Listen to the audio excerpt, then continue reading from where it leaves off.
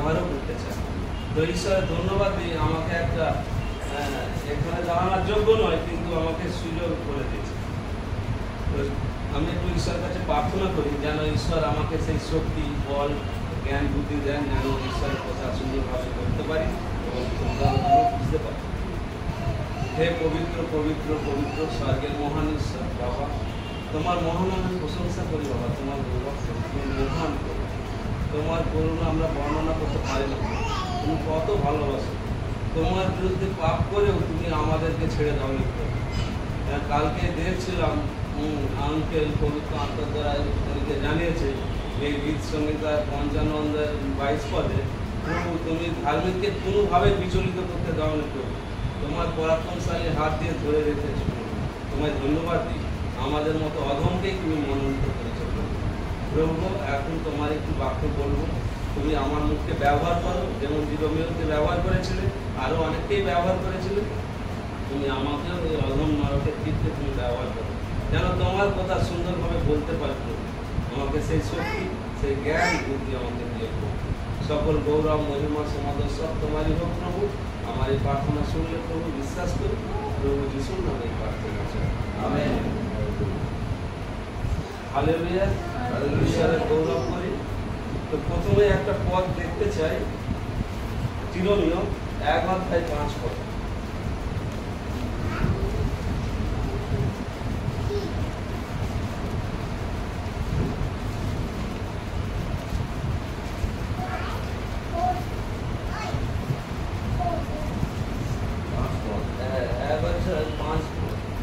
পাঁচ পদ থেকে একটুখানি পড়বো, এটা আগেও পড়েছিলাম, তবু এটাই একটু পড়বো।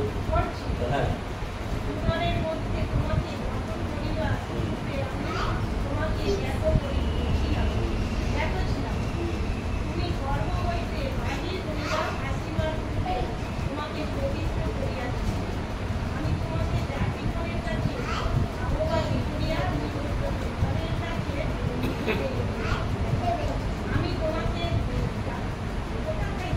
আমি তোমাকে জাতিগণের কাছে ভাওবাদী করিয়া নিযুক্ত করিয়াছি। আচ্ছা, এটা অবধি তার একটা করে পদ পড়ো। হ্যাঁ, এখানে আগে এই পদটাই বুঝি। আমাদেরকে মায়ের গর্ভে, মানে মায়ের গর্ভে যখন আমি আসিনি তার পূর্বে থেকে ঈশ্বর আমাদেরকে জ্ঞাত করেছে, আমাদেরকে সেটেল করেছে। শুধু শুধু তাই নয়, নাম ধাম কি আগে থেকেই সব মায়ের গর্ভে হওয়ার পূর্বে আমাদেরকে মনোনীত করেছে এবং বলছে তোমাদের জাতিগণের মধ্যে তোমাকে ভাওবাদী করে নিযুক্ত করেছে। জিরোমিয়াকে বলছে আমাদেরকেও ঠিক তাই, আমরাও এখানে আসার আমাদের যোগ্য নয়, কিন্তু ঈশ্বর আমাদেরকে খুব সুন্দরভাবে সাহায্য করছে এবং ব্যবহার করতে চাই। যদি আকাঙ্ক্ষা করি, প্রত্যেককেই ব্যবহার করতে চাই। তো আমাদেরকে বলছে তোমাকে নিযুক্ত করেছে, মানে তুমি কালকে আঙ্কেল বলছিল নিযুক্ত করা মানে কি, যে যখন 15-16 পদে আমরা পড়েছি যে তোমাকে মনোনীত করেছি, তোমাকে নিযুক্ত করেছে, অলরেডি তুমি মানে নিযুক্ত, রেডি আছে। ধরো আমার ছোটখাটো ঈশ্বরের একটা ছোট দোকান আছে, হ্যাঁ, তো 6 জন সেখানে কাজ করে। আরো লেবার লাগলে লেবার ফোন করলেও আমি না বলি, কারণ আমার দরকার নেই, প্রয়োজন নেই, সেই জন্য আমি তাকে না বলি।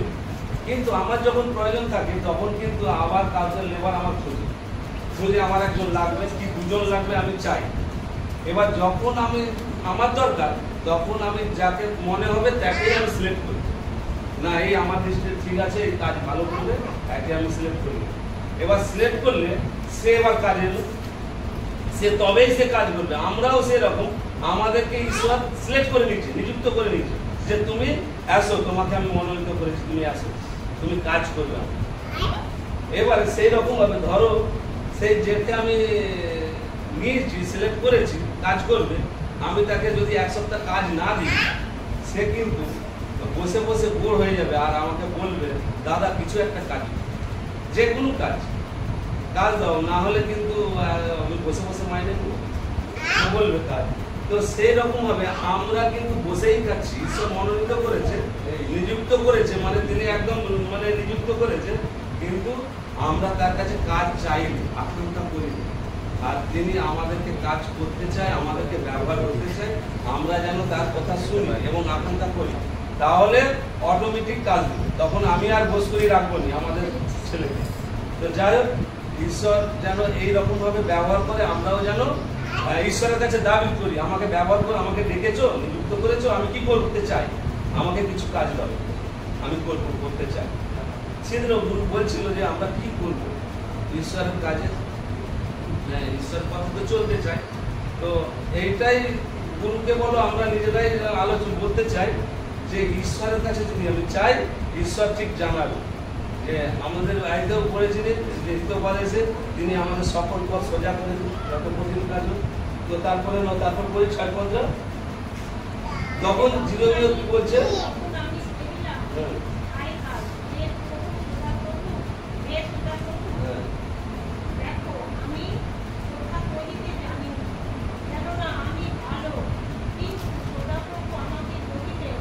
আচ্ছা এখানে বলছে তখন আমি কইলাম যে কি হায় হায় আমাকে নিযুক্ত করছে, আমি তো কথা বলতেই জানি না। এবার বলছে আমি তো কথা বলতেই জানি না, বলছে কি কেননা আমি বালক, আমি এখন কথা বলতে জানি, কি বলবো, এত লোক মান্যগণ্য লোক আছে, সবাই কি বলবো, আমি তো কথা বলতে জানি না, আমাকে কি নিযুক্ত করেছে, আমাকে কি বলছে। তখন এবারে ঈশ্বর তখন কি বলছে ঈশ্বর, দেখুন কিন্তু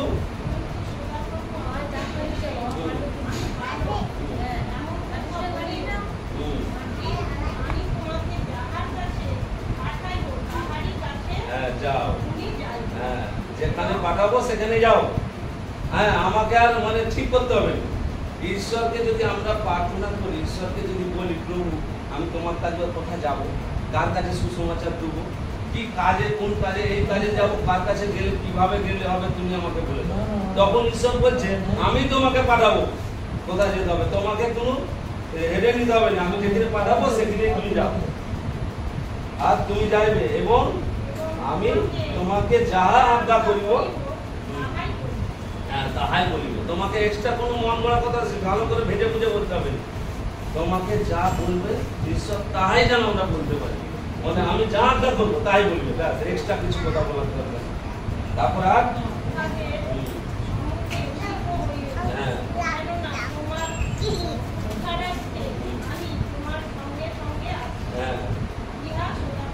হ্যাঁ কে কইছে, ঈশ্বর সদাপ্রভু বলছে কি তোমার চিন্তা নেই, আমি তোমার সঙ্গে সঙ্গে আছি, ভয় করার কোনো রকম দরকার নেই। হ্যাঁ কারণ তোমার ভীত হওয়ার দরকার, কারণ আমি আছি। যদি ঈশ্বর থাকে সেখানে ভয় করার আমাদের দরকার নেই, কিন্তু আমরা ভয় পাই সবেতে। কিন্তু ঈশ্বর এই জন্যই বলছে, ঈশ্বর জানে আমাদের মনের কথা যে আমরা দুর্বল, ভয় পাই কিছুতেই, ওই জন্য বারবার বলছে। কালকে আঙ্কেল বলছিল এবং বাইবেলও আমরা দেখেছি 365 দিনে 1 বছর হয়, কিন্তু 366 বার মানে প্রত্যেক দিন আমাদেরকে জানাচ্ছে ভয় করিও না, ভয় করিও, যে ভয়টা আমরা পাই। কালকেও আমি একটু কথা বলেছিলাম, আমিও ভয় পেয়ে গেছিলাম, তারপরে ঈশ্বর আমাকে ঠিক শক্তি দিচ্ছে। হ্যাঁ এইরকম ভাবে প্রত্যেকেই শক্তি দিচ্ছে, কিন্তু তখন আমি যখন বুঝে গেছি যে ঈশ্বর থেকেই ধন সম্পত্তি সব কিছু আছে, তাহলে আবার আমাদের এখানে একজন মারা গেছে কালকেই, তাহলে আমিও তো সারা জীবন থাকবো, ধন সম্পত্তি নিয়ে কি হবে। হ্যাঁ ধন যদি হয় তো ঈশ্বর থেকেই এসবে, সেটা এই শক্তি, এই বুদ্ধি, এই জ্ঞান সব ঈশ্বর যোগাবে, ঈশ্বর দিবে। তো তারপর কি বলছে, নয় পথ পরে সদাপ্রভু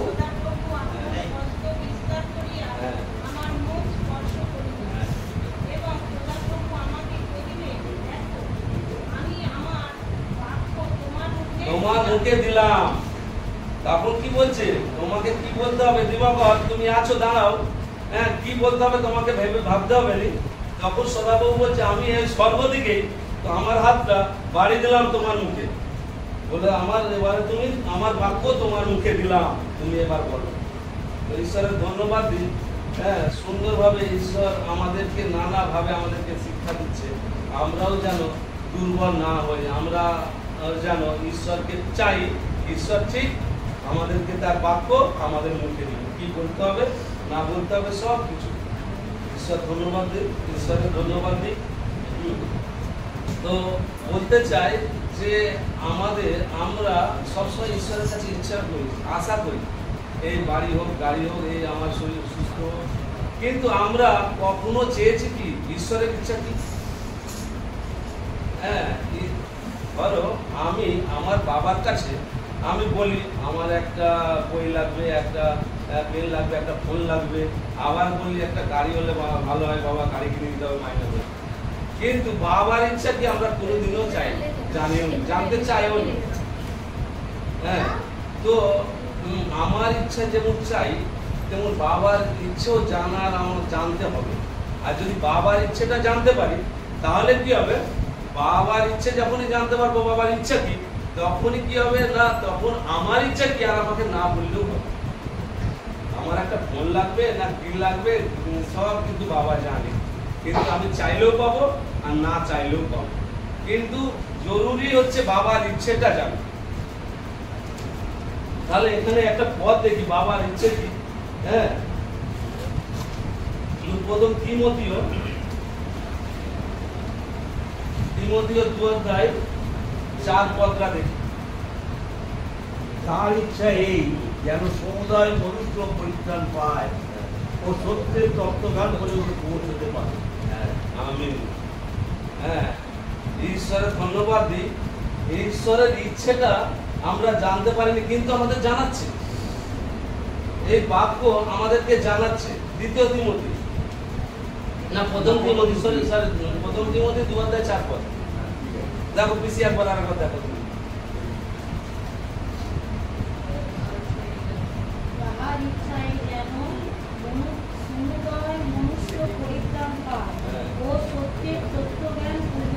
পৌঁছাতে পারে। হ্যাঁ, হালেলুয়া। তার ইচ্ছায় সমুদয়, সমুদয় মানে আমাদের এই গ্রামটা নয়, আমাদের এই হাওড়া জেলাটা নয়, আমাদের এই ভারতবর্ষটাও নয়, সেই আমাদের বুদ্ধিতে আমরা বুঝতে পারবো। তো সমুদয় গোটা পৃথিবী, সমুদয় জগৎ যেন পরিত্রাণ পায়। হ্যাঁ, শুধু আমরাই যিশুকে বিশ্বাস করেছি, আমরাই, সেটা তো তার ইচ্ছা। তাহলে কি করতে হবে? আচ্ছা, আরো এখানে একটু দেখি কি কি করলে এই পরিত্রাণের দিকে আগাতে পারবো, মানে আমরা তার ইচ্ছাটা যেন আমরা পূরণ করতে পারবো। এখানে প্রথম তিমথিওস একবার দেখি, প্রথম তিমথিওস 4:3-4 পদ। হ্যাঁ, ফলত ঈশ্বরের ইচ্ছা এই তোমাদের পবিত্রতা যেন তোমরা ব্যভিচার হইতে দূরে থাকো। প্রথমেই কিন্তু এই কথাটা লিখে দিয়েছি। প্রথমেই আমরা বেশি কামনা বাসনাতেই আকর্ষিত হয়ে যাই।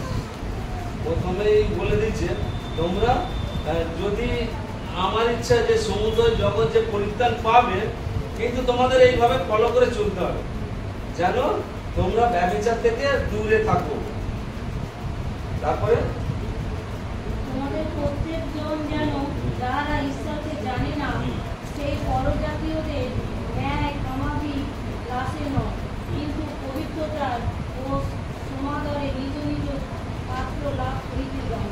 হ্যাঁ, মানে বুঝতে পারলে কি এটা এখানে বলছে এইটা প্রথমে ব্যভিচার থেকে দূরে থাকো, তারপরে বলছে এই যে কথা সুসমাচার একে অপরকে বলো প্রেমে, কামনা বাসনা দ্বারা নয়, কিছু পাওয়ার আশায় নয়। আমরা বেশিরভাগ পাওয়ার আশাই করি, যাই করি না কেন, কিন্তু এখানে বাক্য বলছে পাওয়ার আশায় তুমি কিছু করো না।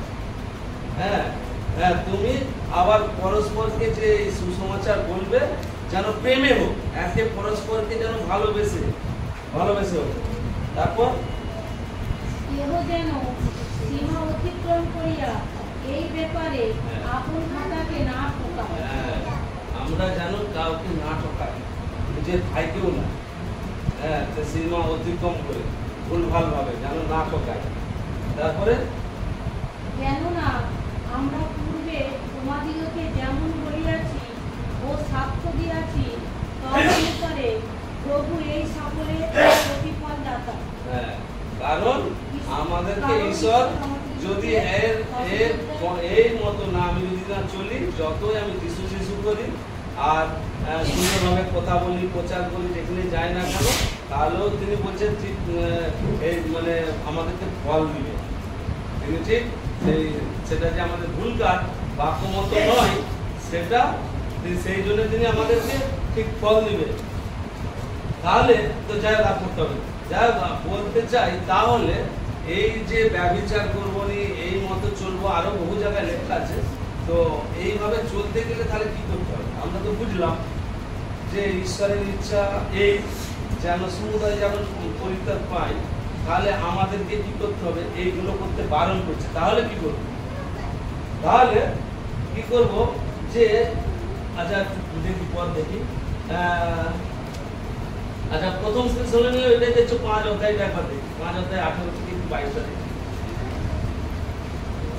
পরজাতিরা যেরকম আনন্দ করে আমরাও আনন্দ করব, কিন্তু কিভাবে? প্রার্থনা করো, সর্ব বিষয়ে ধন্যবাদ করো, কারণ খ্রিস্ট যিশুতে ইহাই তোমাদের উদ্দেশ্যে ঈশ্বরের ইচ্ছা।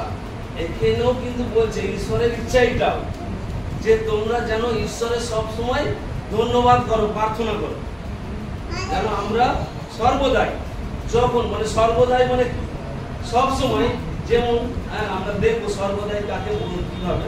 তো সর্বদাই আমরা যেন প্রার্থনা করব, ঈশ্বরের উপরে নির্ভর করব, ঈশ্বরের পথে চলবো এবং ঈশ্বর যেমন যেমন বলেছে সেই রকম ভাবে চলার চেষ্টা করব, তখন ঈশ্বর অটোমেটিক সাহায্য করবে। আর যদি ঈশ্বরের ইচ্ছা এইটাই, আর আমাদেরকে ঈশ্বর সেই জন্যেই পৃথিবীতে সৃষ্টি করেছিল। হ্যাঁ, শয়তানের থেকে যে শয়তান তার অবাধ্য হয়েছিল, তাকেও সৃষ্টি করেছিল, কিন্তু আমি মানুষ করি, মানুষ নির্মাণ করি আমার মতো করে, আমার গেটাবে, আমার আত্মা দিয়ে, সে যেন আমারই গৌরব করে, কিন্তু সেটা হারিয়ে ফেলেছিলাম। তো যাই হোক, তাহলে আমরা যেন সর্বদাই অবিরত প্রার্থনা করি, জেগে থাকি। আচ্ছা কিভাবে? দ্বিতীয় বিবরণটা একবার দেখি, 10 অধ্যায় 12 থেকে 14 দেখো।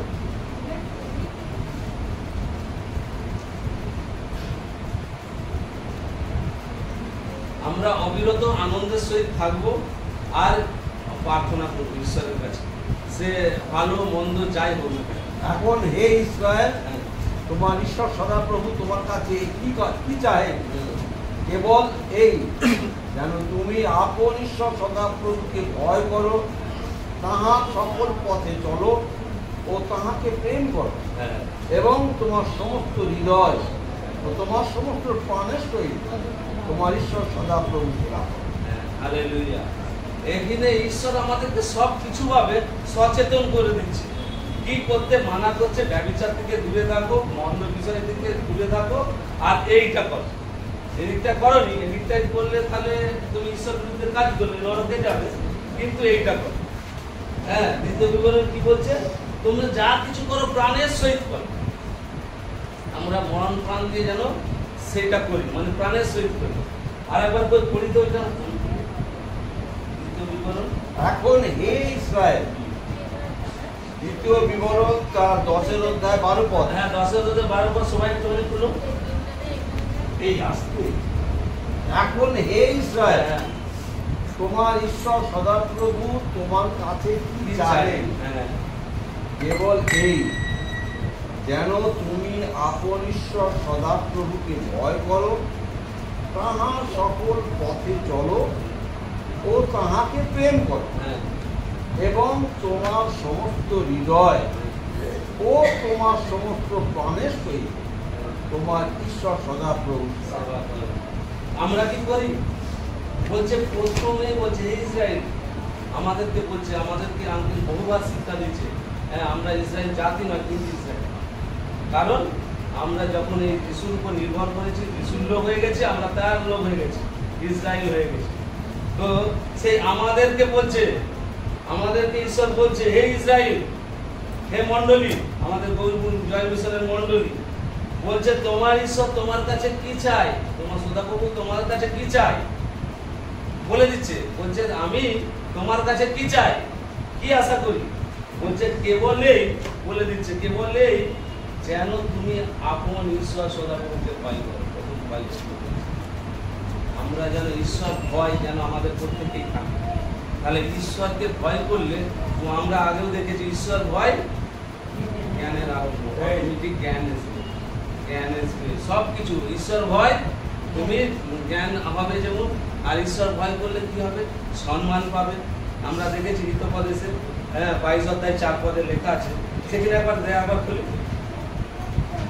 এইটা পড়বো, কিন্তু সেখানটা একদিন দাগ দিয়ে 22 অধ্যায় 4 পদে।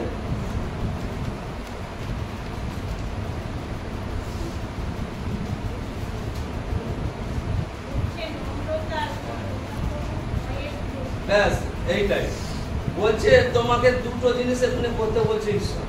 বলছে তুমি নম্রভাবে চলো, একে অপরকে নম্রভাবে প্রেমে চলো, এবং একে অপরকে যখন কথা বলবে প্রেমে বলবে, নম্র, তোমার মধ্যে সব বিষয়ে নম্র থাকবে।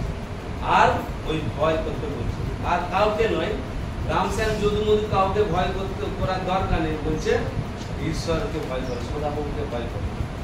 এই বলতে বলছে এই সদাপ্রভুকে ভয় করলে আর ওই নম্রভাবে চললে তুমি পুরস্কারও পাবে।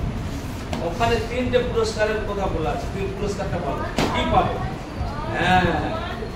হ্যাঁ, এইটা আমার মনের মধ্যে কালকে লেগেছিল। তো ঈশ্বরের ধন্যবাদ দিই, এই বাক্য দিয়ে আমাকে খুব স্ট্রং করেছে। আমি তখন ভাবছিলাম সেই কাজ কারবারে আমার এমনই হয়েছিল, 1 ঘন্টার মতো আমি স্তব্ধ হয়ে গেছি, কি করবো বলতে পারছি না। মানে যে বাবু আমাকে কাজ দেওয়া বন্ধ করে দিবে বলেছে, সে কাজ দেওয়া বন্ধ করে দিলে মানে ডান হাতের মতো, মানে কয়েকগুলো লেবার রাখার মতো নয়, মানে প্রচুর আমার ক্ষতি হবে, মানে আমার ইনকামের রাস্তাও হারিয়ে যাবে। এবারে 1 ঘন্টা 1 ঘন্টা আমি স্টপ হয়ে গেছি। হ্যাঁ, বিশ্বনাথ দা এবারে আমাকে যখন ফোন করছে, আমার কথা বেরোচ্ছে, বিশ্বনাথ বলছে তুমি কি ঘুমোচ্ছ নাকি, এখন আসতে হবে? হ্যাঁ, তুমি কি আমি না দাদা এরকম সমস্যা একটু হয়ে গেছে। হ্যাঁ, বলে তাহলে কি হবে? হ্যাঁ, তাহলে আমি আজকে ক্যান্সেলই হয়ে যাবে, আজ যেতে পারবো, মনটাই ঠিক নেই। হ্যাঁ, তো আমি তারপরে বিশ্বনাথকে বলছি, আমি ঈশ্বরের কাছে প্রার্থনা করি তুমিও করো আমার জন্য, যেন আমাকে শক্তি দেয়। তো যাই হোক, ঈশ্বর ঠিক আমাকে স্ট্রং করে দিচ্ছে তার মুহূর্তের মধ্যেই। আবার সঙ্গে সঙ্গে আবার যখন আমি বিশ্বনাথকে ফোন করি, তখন আমি ট্রেনে, তার মানে জানেইনি আমি ট্রেনে চলে এসেছি। মানে তার মধ্যেই আমাকে ঈশ্বর একটা শক্তি দিয়ে দিচ্ছে। এই শক্তি শুধু আমাকে নয়, সবাইকেই দিতে চাই।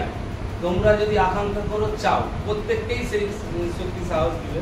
তো তখন আমার মধ্যে এই কথাটা, আমার ধন তো ঈশ্বর থেকেই আসে, টাকা পয়সা তো কি দিবে? যে বাবুর কাজ করছি, কারো না কারো মাধ্যমে দিচ্ছে। যদি ঈশ্বর যদি না চাই তো হবে না, ঈশ্বর চাইলে সবই সম্ভব, ঈশ্বরের কাছে তো অসম্ভব কিছু নেই। তো ধন পাবো। আবার শুধু বলছে কি তোমার সম্মান, কেউ সম্মান দিচ্ছে না কি তুমি মানুষ? হ্যাঁ, তোমাকে দুচ্ছাই করছে, কিন্তু বলছে সম্মানও আমার কাছ থেকেই আসে। আর যার জন্য আমরা দৌড়ছি, এখানে এখন কিসের জন্য এসেছি? সম্মান পাওয়ার জন্য নয়, এখানে এসেছি জীবন পাওয়ার জন্য, যে শেষ পর্যন্ত যেন আমরা সেই জীবনের রাস্তায় যাই। এই জীবনও বলছে তুমি যদি আমাকে ভয় করো, এই জীবনও তোমাকে দেওয়া হবে, তাহলে সব কিছুই আমি পাবো। তাহলে এখানে হাই হাই করে কোনো দিবে হবে। তো এখানেও তাই বলছে। এবার সেই পদে যায় 10 অধ্যায় 2 বিবরণ। তো সেখানেও বলছে, হে ইসরায়েল, হ্যাঁ তোমার কাছে ঈশ্বর, হে দিবকা তোমার কাছে কি চাই, হে বাসুদা তোমার কাছে আমি কি চাই? বলছে হ্যাঁ, যেন তুমি আপন ঈশ্বর সদাপ্রভুকে ভয় করো। আমরা যেন অন্য কাউকে উপর ভয় নয়, ঈশ্বরকেই যেন ভয় করি। এবং কি বলছে, তার সকল পথে চলো। ঈশ্বর যেমন ভাবে আমাদের চলা শিখাচ্ছে, হ্যাঁ কত সুন্দরভাবে আমাদেরকে চলা শিখাচ্ছে। আমরাও যেমন হয়েছি, যখন চলতে পারেনি আমাদের ছোট মেয়ে, তাকে কি করি, তাকে ছেড়ে দিই, দাঁড় করি, এর প্রতি একটু পেছিয়ে এসে, খুব বেশি ডিফারেন্সে যাবো না, খানিকটা এসে তার আয়ত্তের মধ্যে এসে চলায়। হ্যাঁ, সে আবার পা করতে করতে পড়ে যায়, আবার তাকে তুলি, আবার যখন সে এতটুকু আসতে পারে আবার একটু বেশি যায়। তো সেই রকম ভাবে ঈশ্বরও বলছে তোমাকে আমি চলা শিখাবো, কিভাবে চলতে হবে, সকল পথে চলা শিখাবো। তুমি খালি চাও, আমার কাছে চাও, তাহলেই হবে, তুমি পাবে। তখন বলছে এবারে চলা যেহেতু শিখে গেছি, আমরা জেনে গেছি সত্যটা কি, এবারে বলছে তুমি চলো এবার আস্তে আস্তে। বলছে কি, বলছে তাহার সকল পথে চলো এবং তাহাকে প্রেম করো, এই একই কথাই বলছে। এবং এখানে একটা খুব বড় ব্যাপার বলেছে, যে তোমার সমস্ত হৃদয় মানে পুরোটাই, মানে একটু স্বামীকে দিব, একটু ছেলে মেয়েকে দিব নয়, ছেলে মেয়ে কাঁদতে কি হবে, কি শরীর খারাপ কি হবে, ঈশ্বরের উপর নির্ভর করে সমস্তই দিতে হবে তাকে। সে বলছে সমস্তই দাও, ও বলছে সমস্ত প্রাণ, শুধু সমস্ত হৃদয় দিয়েই শেষ নয়, প্রাণ মানে প্রাণপণ চেষ্টা করতে হবে, যে ঈশ্বরের রাজ্যের জন্য কি করতে হবে, আরো কত আলাদা হবে। প্রাণের সহিত করো, আর বলছে তোমার ঈশ্বর সদাপ্রভু সেবা করো।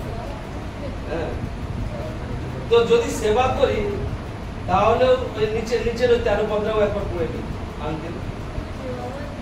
অদ্য আমি তোমার মঙ্গলার্থে সদাপ্রভু যে যে আজ্ঞা ও বিধি তোমাকে দিতেছি সেই সকল যেন পালন। হ্যাঁ, এই সকল আমাদেরকে পালন করতে হবে। বারবার ওই একই আদেশ আমাদেরকে দিয়ে যাচ্ছে। হ্যাঁ, আবার শুধু তাই নয়, ছেলে মেয়েদেরও কিভাবে শিক্ষা দিতে হবে সেখানেও সে বলে দিচ্ছে। হ্যাঁ, আচ্ছা, দ্বিতীয় বিবরণ 12 অধ্যায় 1 পদ একবার দেখুন। তোমরা পিতৃপুরুষদের ঈশ্বর সদাপ্রভু তোমাকে যে দেশ অধিকারার্থে দিয়াছে সেই দেশে এই সকল বিধি ও শাসন যতদিন পৃথিবীতে জীবিত থাকবে যত্নপূর্বক পালন করিতে হইবে। আমাদেরকে এইরকম আমাদেরকে বিধি অনেক নিয়ম আমাদেরকে বলেছে কিভাবে চলতে হবে। আমাদের এইভাবে চললে কেন চলবো, আমার দরকার কি? আরো তো অনেক তো যত ধর্ম আছে সবে তাইতেও বিধি নিয়ম নানা কিছু দিচ্ছে, আমি তো তাইতেও চলতে পারি। আমি এখানেই চলবো কেন? হ্যাঁ, এখানে চলবো এই কারণে। আচ্ছা, আর একটু পদ দেখি, ইফিসীয় 2 অধ্যায় 10 পদটা দেখি। কারণ জানেনি, তুমি একটু পড়ো না, এটা কি লেখা আছে, কেন আমরা ঈশ্বরের পথে চলার দরকার কি, এখানে এই বিধি কেন মানতে হবে?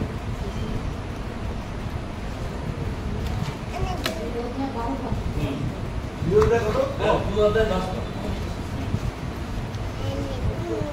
যে জানে দিদি করো। হ্যাঁ, পড়ো। হ্যাঁ, 2 অধ্যায় 10। কারণ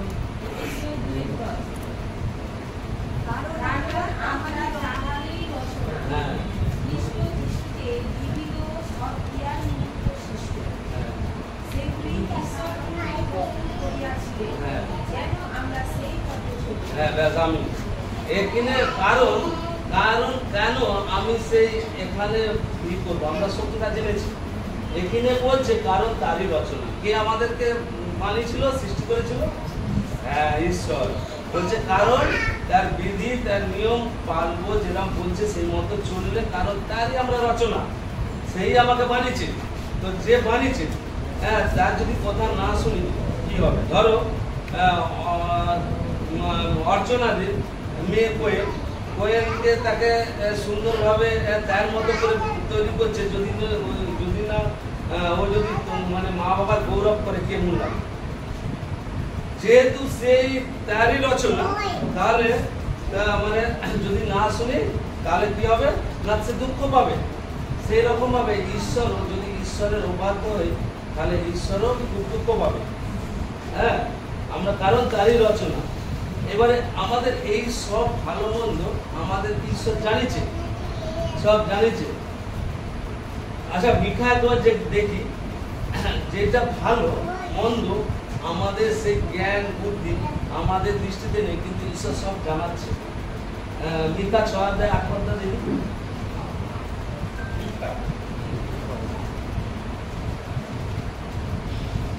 হে মনুষ্য, যাহা ভালো তাহা তিনি তোমাকে জানাইয়াছেন। বস্তুত ন্যায্য আচরণ, দয়া, অনুরাগ ও নম্রভাবে তোমার ঈশ্বরের সহিত গণনা করো। ইহা ব্যক্তি রেখে সদাপ্রভু তোমার কাছে আর কি চান? হালেলুয়া। কত জায়গায় কত সুন্দরভাবে, হ্যাঁ, সব মানে ভাওবাদীদের দ্বারাই এইভাবে বলছে যে ঈশ্বর আর তোমার কাছে কি চাই, সেই একই নম্রভাবে চলা, হ্যাঁ, ঈশ্বরের পথে চলা, ঈশ্বর বাক্য মতো চলা। আর কি চাই? তিনি আর কিছু চাইনি। আমাদেরকে পৃথিবীতে তিনি যে রচনা করেছে, আমরা যেন সেই রকম ভাবেই চলি, সে আর কিছু চাইনি। যেন আমার ন্যায্য আচরণ, কার সাথে কিভাবে আচরণ করা উচিত, কিভাবে চলা উচিত, খুব সুন্দরভাবে তিনি আমাদের শিখাচ্ছেন। হ্যাঁ, যা ভালো। শুধু আমরা যদি আইতে দেখি, 2 পিতরের 3 অধ্যায় 9 পদে দেখি, সেখানেও বলছে তিনি প্রভু নিজে ব্যাপার ওখানে ঈশ্বরের 2 পিতর 3 অধ্যায় 9 পদে, মন্দের পরিশোধে বন্ধ করিও না। দ্বিতীয় পিতর, হ্যাঁ, 2 পিতর, 3 অধ্যায় 9 পদ। যে কেউ ঈশ্বর হইতে জাত, সে পাপাচরণ করে না, কারণ তাহার বীর্য তাহার উপরে থাকে। না, প্রভু নিজ প্রতিজ্ঞা। প্রভু প্রভু নিজ নিজ প্রতিজ্ঞা। প্রতিজ্ঞার বিষয়ে হ্যাঁ। দীর্ঘ সূত্রী নহে, যেমন কেউ দীর্ঘ সূত্রটা জ্ঞান করে, কিন্তু তোমাদের পক্ষে তিনি দীর্ঘ সহিষ্ণু। হ্যাঁ।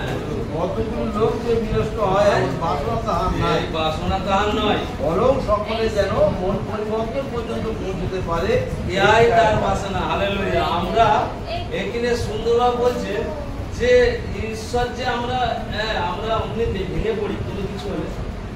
আমার চোখ খারাপ হয়েছিল, আমার ছোট বোন বলছে দাদা তুই প্রার্থনা করি, তুই যদি ঈশ্বরকে বিশ্বাস করিস যিশুকে, তাহলে তোর চোখ ভালো হয়নি কেন? বাবা মারা গেল কেন? নানা রকম তার প্রশ্ন।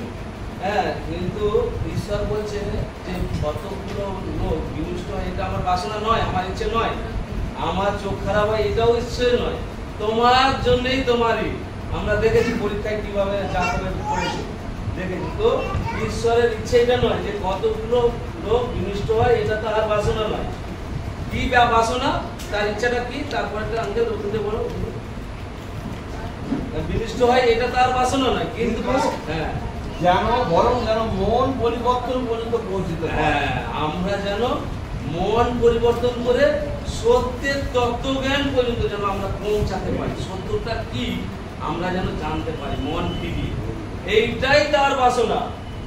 আমরা তাই ঈশ্বরের ধন্যবাদ দিই, আমাদেরকে বাক্যের দ্বারা আমাদেরকে জানাচ্ছে আমরা যেন মন পরিবর্তন করি।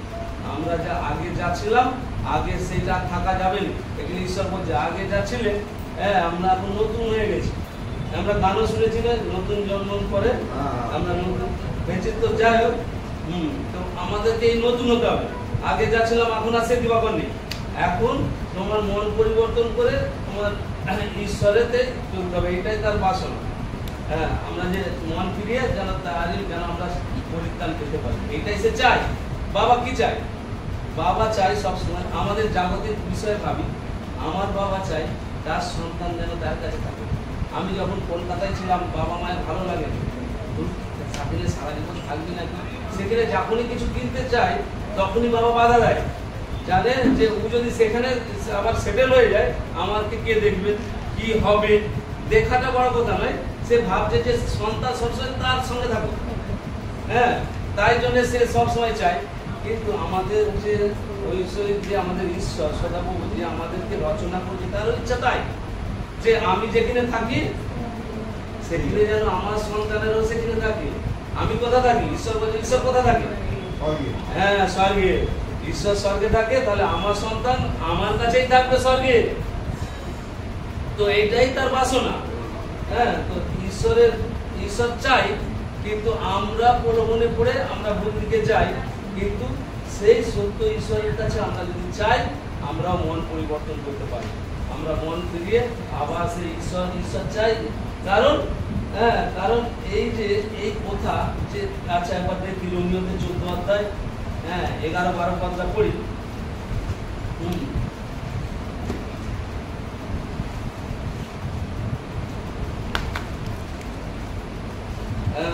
রোমিও 14 অধ্যায় 11-12। চৈতালি তুমি এটা খুলো, একটু এটা দেখো।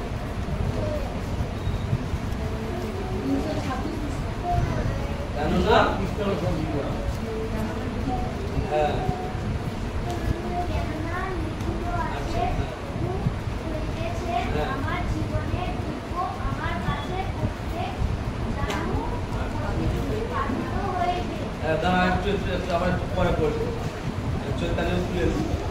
এখানে বলছে ঈশ্বর কি বলছে?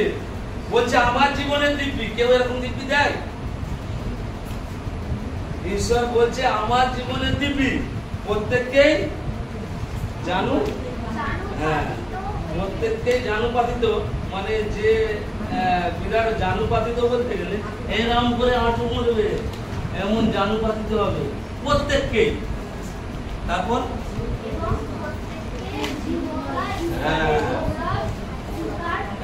এইটা প্রত্যেককেই স্বীকার করতে হবে, প্রত্যেকের জীব বলবে ঈশ্বরেরই গৌরব করবে।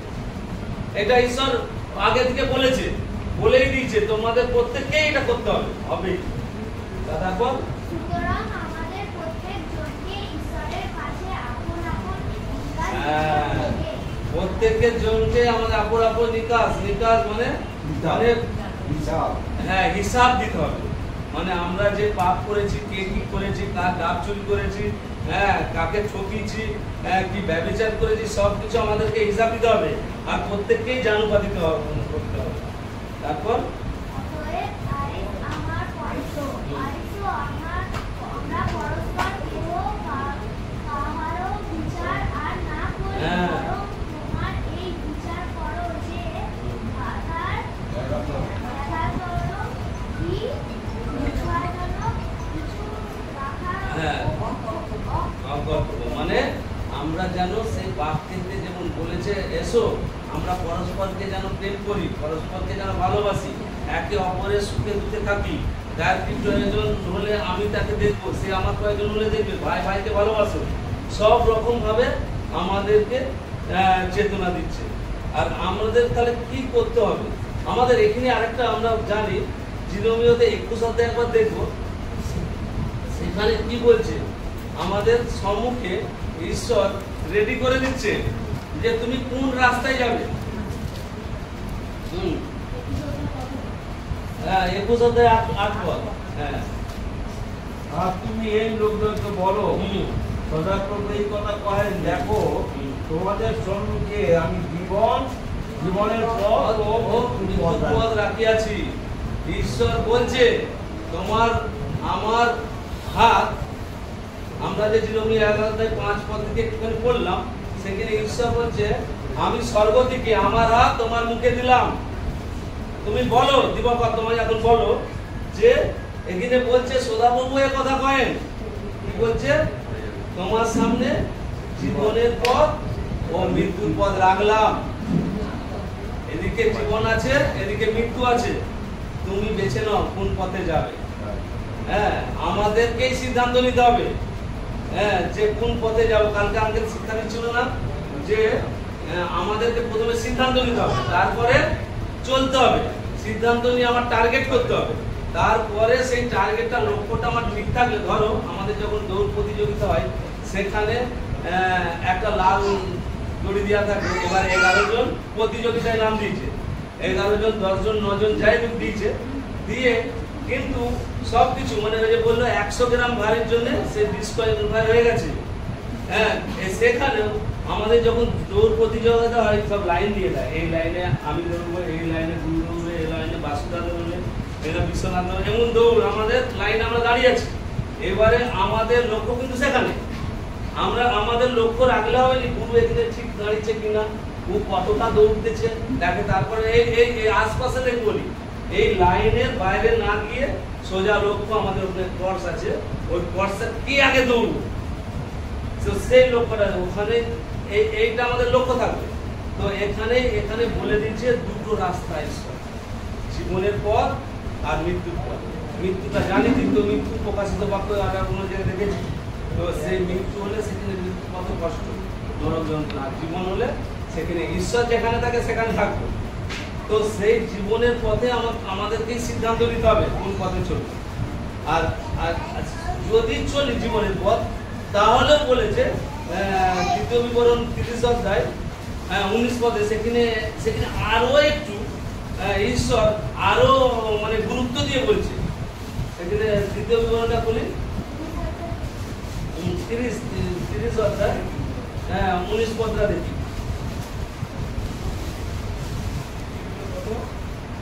2 বিবরণ 30 অধ্যায় 19 পদ। আমি অদ্য তোমাদের বিরুদ্ধে আকাশমণ্ডল থেকে সাক্ষী করিয়া বলিতেছি যে আমি তোমার সম্মুখে জীবন ও মৃত্যু, আশীর্বাদ ও অভিশাপ রাখলাম। অতএব জীবন মন্ত্র করো যেন তুমি বংশে বাঁচতে পারো। এখানে ঈশ্বর এখানে কত মানে কোয়ার্ডিনেটের সঙ্গে বলেছে। দেবজানীতে আরেকবার পড়ো তো এটা কোন আঙ্কেল 19টা 2 বিবরণ 30 অধ্যায় 19 পদ। দেবজানী পড়ো। আমি হ্যাঁ ব্যাস একটু এখানে বলছে ঈশ্বর বলছে যে আমি তোমাদের সম্মুখে, ও তো এখনই তোমাদের বলছি কিভাবে বলছে। আকাশমণ্ডল কোথা থেকে শুরু কোথা থেকে শেষ জানিনি। আমরা বুঝতে আকাশমণ্ডল কোথায় থেকে শুরু কোথায় শেষ, আর পৃথিবীও তাই। এবার ঈশ্বর বলছে আমি তোমাকে ওই আকাশমণ্ডল, তুমি দেখেছো আকাশমণ্ডলকে চিনো জানো, আর পৃথিবীতেও আছো জানো, এই পৃথিবী ও আকাশমণ্ডলকে সাক্ষী রেখে বলছি, কি বলছে, আমি তোমার সম্মুখে, ওই একই কথাই বলছে, তোমার সম্মুখে জীবন আর মৃত্যু রাখলাম। বা কোন পথে যাবে তুমি মনোনীত করো, কিন্তু পথটাও বলে দিচ্ছি। হ্যাঁ, আমি বাবা, যেহেতু আমি বাবা, যদি সন্তান যদি ভুল পথে চলে যায় ক্রস লাইনে, আমি বলছি যে এইদিকে আসবে, এইদিকে এলে জীবন পাবে, আর ওদিকে মৃত্যু। যদি ও না টার্গেট করে যদি আবার মৃত্যুর দিকে চলে যায়, ওই জন্য বলছে তুমি জীবনটা মনোনীত করো। কোনটা মনোনীত করতে বলছে? জীবনটা। আর কেন মনোনীত করছে বলছে, তারপর এটা বলো। জীবনটা মনোনীত কেন করব? হ্যাঁ, সর্বাংশে সব বংশে বাঁচতে পারো, জানেন তুমি বাঁচো। হ্যাঁ, আর শুধু তাই নয়, তাহলে আর কথা পড়ে নি, বাঁচবো। তারপরে তোমার ঈশ্বর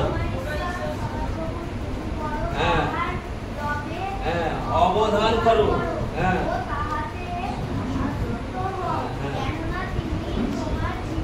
হ্যাঁ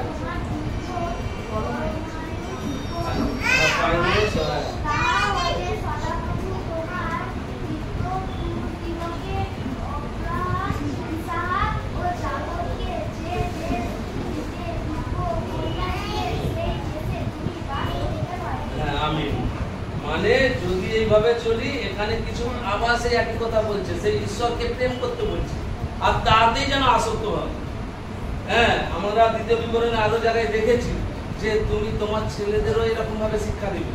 যে কখন শিক্ষা দিবে তাও বলছে যখন হেঁটে হেঁটে যাবে তখন, হ্যাঁ চলার সময়, যখন শোয়ার সময় ঈশ্বরের কথা বলবে তাকে, হ্যাঁ যখন সব সময় কাজ করতে করতে, রান্না করতে করতে, যখন তোমার সন্তান থাকবে তাকে সে শিক্ষা দিবে। হ্যাঁ, আবার কি বলছে, বাড়ির চুপখাটে লিখে দিবে যেন সে আরো মানে সন্তানও যেন আরো আমাকে জানতে পারে, যেন সেও আশীর্বাদ পেতে পারে, শুধু তুমি নয় জানো। আবার এই জন্য বলছে যেন শুধু তুমি দীর্ঘ পয়মানে, তুমি তো যাবে ঈশ্বরকে, যদি এই টার্গেটটা রাখি, বলছে পৃথিবীতেও যতদিন থাকবে দীর্ঘ পয়মানে। আবার আমরা দেখেছি 91 দিকে বলছে দীর্ঘ পয়মানতা কি, অনেকেই অনেক বছর বাঁচে কিন্তু বেঁচে সে তৃপ্তি নেই। সে খালি বলে শুয়ে শুয়ে আমি মরে গেলেই ভালো, আমাকে কেন মরিনি, মানে কি সে ভালো নেই, তৃপ্তি নেই, তার মরলে যেন তার ভালো হয়। কিন্তু এখানে ঈশ্বর বলছে তুমি যে বেঁচে থাকবে দীর্ঘ আয়ু দিয়ে, সেখানে তৃপ্তি করবো। তুমি যে কিছু খেলে একটা তৃপ্তি পাই, মাংস ভাত ধরলেও ঠিক তৃপ্তি অনেক সময় হয়নি, কিন্তু ডাল আলু থেকে বলি আজকে খেয়ে একটু টকডাল হয়েছে, ভালো লাগে, এই তৃপ্তি অনুভব করবে বেঁচে থেকে। হ্যাঁ, তো এইভাবে বলছে, শুধু তাই নয়, দীর্ঘায়ুতে তৃপ্তি হবে, এবং কি তোমাদের আমাদের যে ঈশ্বর যে তৃপ্তি করেছে, যে আমরা আরো জায়গায় দেখলে বলছে সহস্র পুরুষ, তোমরা সহস্র পুরুষ তুমি আশীর্বাদিত হবে।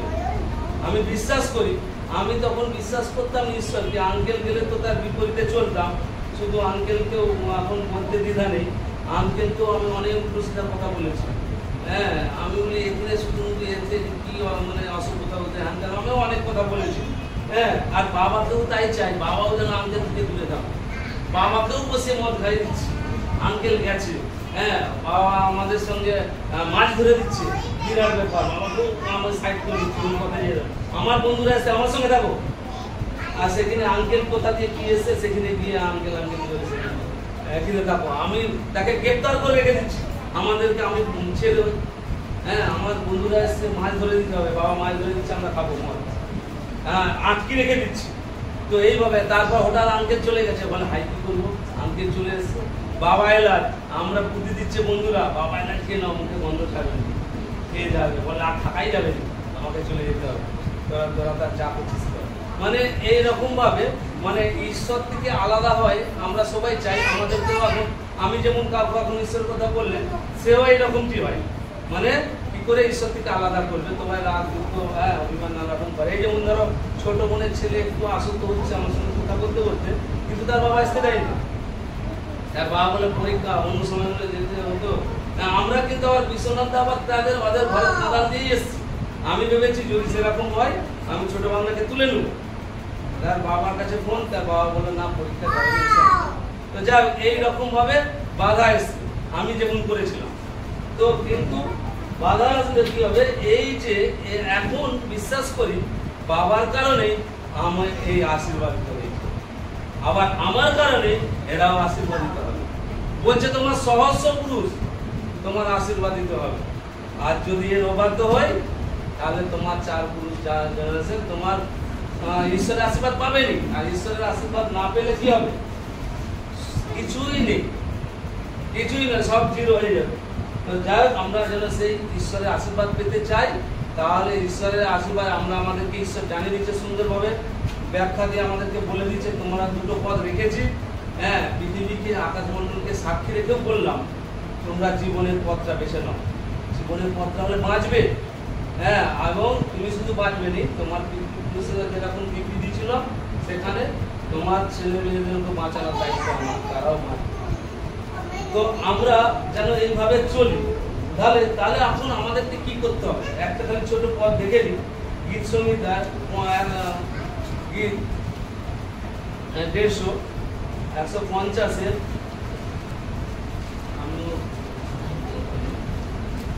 তো আমাদেরকে এইভাবে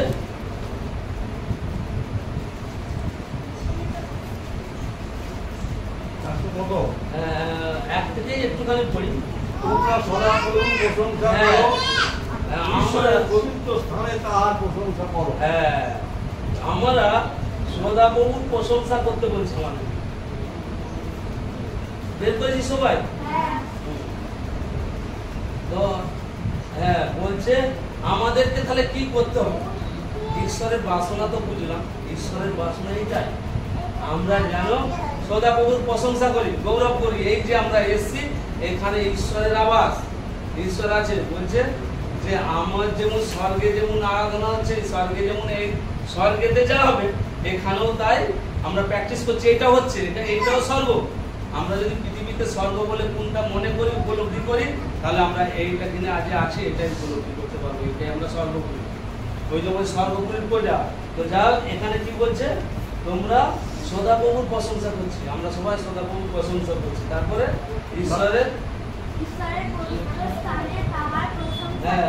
ঈশ্বরের পবিত্র স্থান বলতে গেলে বুঝতে পেরেছি আমরা এইটাই, এই মণ্ডলীকেই পবিত্র। যেখানে ঈশ্বর থাকে সেটা অপবিত্র নয়, সেটা পবিত্র স্থান। সেখানে আমরা যেন ঈশ্বরের প্রশংসা করি এবং তার হ্যাঁ তার এই শক্তি, তার কি প্রশংসা করবো, তার যে এই যে পাওয়ার, এই যে পৃথিবীতে যে আকাশ বাতাস সব সুন্দর করে সৃষ্টি করছে, তার এখানে দেখলে আমরা ঈশ্বরের পাওয়ার বুঝতে পারি। আমরা 1 গ্লাস জল নিয়ে আমরা উপরে রাখতে পারিনি, হ্যাঁ সেই জলটা রাখা যায়নি, কিন্তু ঈশ্বর কিভাবে রেখেছে। হ্যাঁ আমরা যদি এটা ভাবি, হ্যাঁ এই কালকে কত বৃষ্টি হলো, কোথা থেকে পড়ছে, কোথা থেকে এসতেছে, হ্যাঁ এইগুলো যদি আমরা সব ভাবি যে প্রকৃতির নিয়ম, এই নিয়মটাই বা বানালো কে। হ্যাঁ তো আমরা যদি ভালো করে লক্ষ্য করি বুঝতে পারবো ঈশ্বরের পাওয়ার, ঈশ্বরের ভদ্র। আবার তাই নয়, আবার শিলাবৃষ্টি হয় বড় বড়, সেখানে কি বীজ আছে, সেখানেও কিছু, অথচ শিলাবৃষ্টি হচ্ছে, হ্যাঁ বড় ঈশ্বরের পরাক্রম আমরা দেখেছি। শুধু তাই নয়, বজ্রাঘাত তো পড়ে, যেমন কি জ্বলে কথাটা পুড়ে যায়, বজ্রাঘাত কি জিনিস কেউ করতে পারছে, খালি বলে আপনার শীতা পড়েছে, সে আগুনটাকে দেখাও বুঝতেও পারেনি, ওই সেখানে কিছুক্ষণ দিয়ে দিল কিছুটা। তো এই পরাক্রম, নানা রকম ঈশ্বরকে পাওয়ার পরাক্রম, হ্যাঁ দেখে আমরা ঈশ্বরকে অনুভব করি। বলছে এইসব দেখে তুমি তার প্রশংসা করো। তারপরে হ্যাঁ ওই একই, ওই তার যে পরাক্রম দেখে যেন আমরা তার প্রশংসা করি। তারপর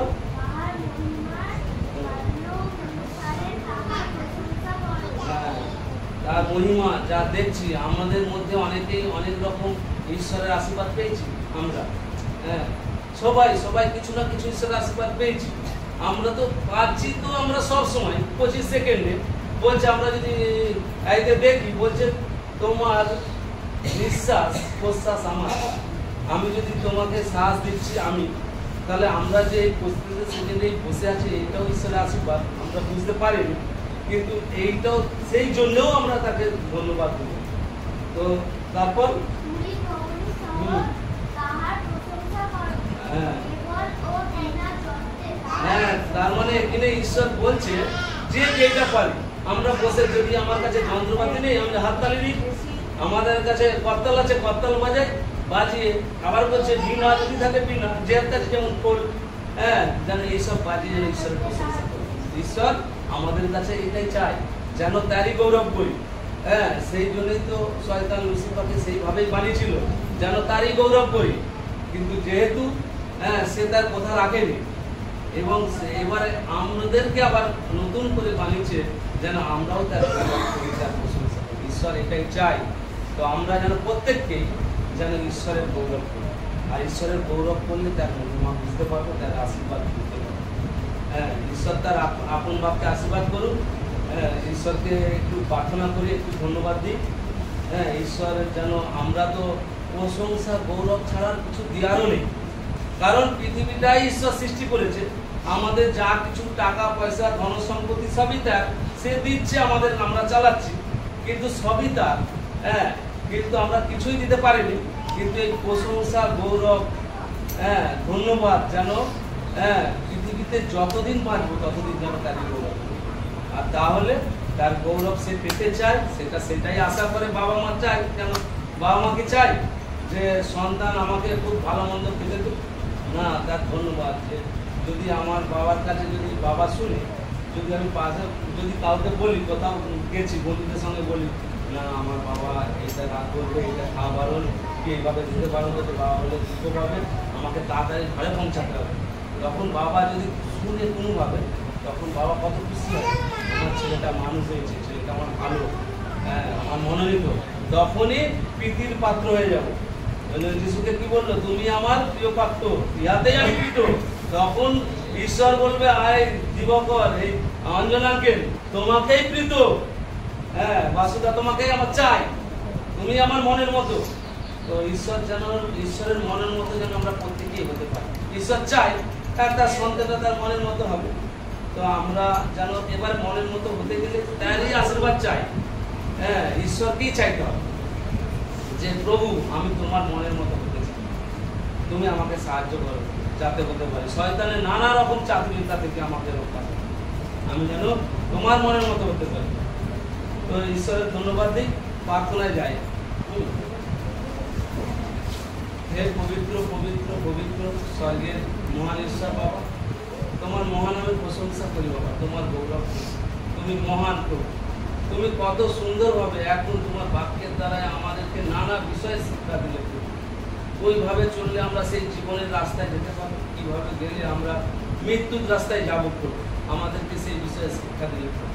প্রভু তুমি আমাদেরকে পবিত্র আত্মায় পূর্ণ করো প্রভু, তোমার এই বাক্য অন্তরে ধরে রাখতে সাহায্য করো, এবং সেই বাক্য মতো চলতে যেন পারি প্রভু। তুমি আমাদেরকে চলা শেখাও প্রভু, যেমন বাবারা সন্তানদের হাঁটতে চলতে শেখায়, পড়ে যায় আবার তুলে চলা শেখায়, তুমিও সেইভাবে তোমার পরাক্রমশালী হাত দিয়ে আমাদেরকে প্রত্যেককেই চলা শেখাও, যেন আমরা পবিত্র আত্মার বসে চলতে পারি প্রভু। তুমি সেই মতোই তৈরি করো, মাংসের বসে নয় প্রভু, আত্মার বসে চলতে চাই প্রভু। কারণ মাংসের বসে নানা রকম আছে যে চক্রবিলাস জীবিকার দরকার প্রভু। তাই প্রভু তোমার বসে চলতে চাই, যেন আমরা সেই জীবনের পথে চলতে পারি প্রভু। তুমি আমাদেরকে প্রত্যেককেই সাহায্য করো। তুমি সুন্দরভাবে যে তুমি আমাকেও এই তোমার কথা বলার এই সুযোগ করে দিলে, এবং তুমি আমাকে ব্যবহার করলে প্রভু, তোমায় কোটি কোটি ধন্যবাদ দিই প্রভু। কিন্তু ধন্যবাদ ছাড়া তো কিছুই দেওয়ার নেই প্রভু। তাই এই ধন্যবাদই যেন আমরা যতদিন পৃথিবীতে থাকবো ততদিন যেন তোমার ধন্যবাদ দিতে পারি প্রভু। সেইভাবেই তুমি আমাদেরকে তোমার পরাক্রমশালী হাত দিয়ে ঘিরে রেখো, শয়তানের সমস্ত রকম চাতুরতা থেকে আমাদেরকে রক্ষা করার ক্ষমতা আমাদেরকে দিও প্রভু। আমরা যেন সেই ক্ষমতা পেতে পারি। আমাদের এই যে এখন অবধি যে আমাদের পরিচালনা করলে প্রভু তোমায় ধন্যবাদ দিই, আর বাকি সময়েরও ভার তোমার হাতেই রাখি। আকাশ বাতাস সব নিমন্ত্রণে রেখো। আমাদের যেসব বিশ্বাসী ভাই বোনেরা আরও আসতে পারেনি, হ্যাঁ, যারা আসতে চায় তাদের হৃদয়ে কথা বলো। যেমন অশোক পরিবারে আসেন, তুমি তাদের অন্তরে কথা বলো যেন আসতে পারো। তুমি দয়া করো। সকল গৌরব মহিমা সমাদর সব তোমারই হোক প্রভু। আমার এই প্রার্থনা শুনলে প্রভু বিশ্বাস করি তুমি আমার ইম্মানুয়েল প্রভু যিশু, তোমার নামে এই প্রার্থনা চাই। আমেন। সবাইকে জয়